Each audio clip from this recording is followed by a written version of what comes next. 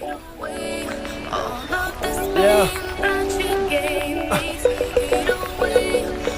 Yeah. Kartais norisi suvokti vieną tiesą. Egzistavimo reikšmė, kaip atskirti tamsą šviesą. Ką veikiam šitame mažame pasaulyje, kur visa ko prasmė, kodėl gimėm po šitą saulę.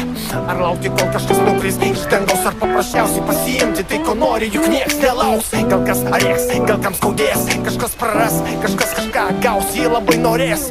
Kur riba tarp blogio ir gėrio, kur nata pabarsto ant širdies sūraus smėlio.